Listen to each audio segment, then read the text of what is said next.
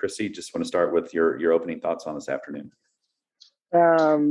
Very proud of the guys. I mean, the temperature here today is ridiculous. Again, it's the middle of the day kickoff, which makes it very difficult.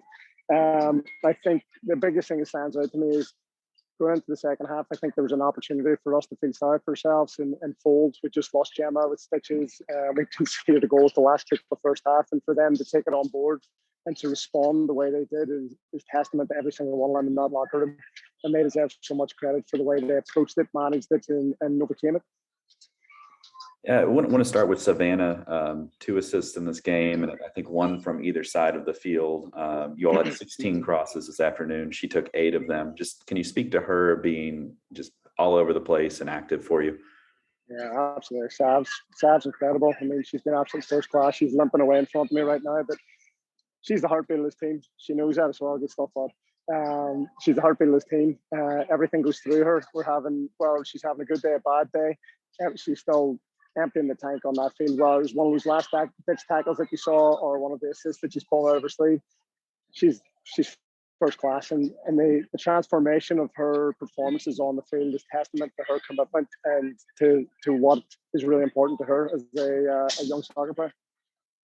And you also had 2 players open their scoring accounts this afternoon. We'll start with Nadia, who it seemed like had been knocking on the door for the last few games. But again, I mean, I mentioned Savannah being active. Nadia, I mean, you can see that she's a difference maker. Do you feel like it was just a matter of time before she got on the right end of one of those shots? Yeah, I think it's just a matter of time. You know, Nadia is world class. She's not just top; she's absolutely world class. But she's also a character as well. You know, she's someone that doesn't settle for mediocre performances. She's not someone that settles for giving 75%. So that's infectious amongst the crew. But for her to get that first goal, get it off her back, and really contribute to the victory is something we're delighted about. And for Shayna as well, you know, Shayna's returning from her second child, and she's been putting in the work week in, week out, the extra work that probably people don't get to see. And, you know, to see her come off the bench and impact the game the way she did, well, it was, you know, instantaneously in the first 10 seconds, or the goal she scored. That's Shayna. She scores goals, she creates issues, and we're absolutely delighted for her.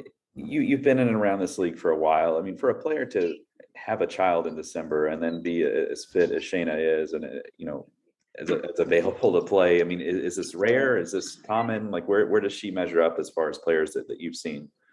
Yeah, they're pretty special. I mean, I'm married to one of them as well. She did it, and to see someone like A-Rod, Shayna, Alex, Sid. I mean, it says everything about the women in this league. They're absolutely first-class, committed athletes, and we're very fortunate to have one of them within our team. And I mean, it's testament to everything that they do in terms of driving the game forward. They're not skipping a beat, and they're fantastic role models, because I don't think there's many men, if any, that could do what they've done. You talked last week a lot about not letting the results consume you all off a loss. Now that you're in a winning position here, do you let them enjoy it? What's sort of the approach after an afternoon like this? Yeah, get better, I think, is the answer, honestly, is get better. We had to approach the game a little bit differently just because of the heat. We had to make a lot of substitutions, and, you know, we got a few players banged up. But I think, yeah, absolutely. Savor it. I think 3 games in a row prior to this, I mean, the performance has been outstanding. I'm not sure if today was one of our better performances, but I felt that, you know, some of the execution and the vital moments of the game were much better. And for that, we're very pleased with the girls. And we also feel there's so many pieces, so many areas of the game that we want to improve upon, and they take it all on board. And it's a privilege to be with that group. And Tyler, you want to go ahead with your question? Yeah, Chrissy, you talk about not being results oriented, but after how last month went, just how much of a confidence booster is it to just get back in the win column for the first time in a bit? It's fantastic. I mean, yes, it's enjoyable to get the results, but it wasn't the nicest locker room at halftime, I'll be honest with you, in the sense that it wasn't all rosy. I was not delighted with the performance. The players were not delighted with the performance, and the game was 1-1, you know. So that's testament to them attaching themselves to the process and staying ingrained in that process regardless of outcome. We need to perform better every single week. And I think from Orlando to Washington to Seattle, the performances were, you know, something we're so proud of.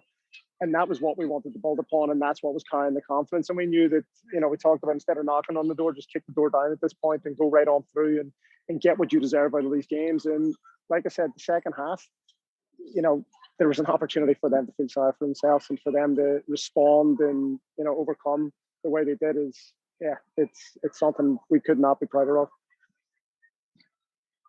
And last one for me, Christy, you know, this was game 12 of 24, so you are at the midpoint of the season. As you look toward the second half, any goals? Have goals been discussed?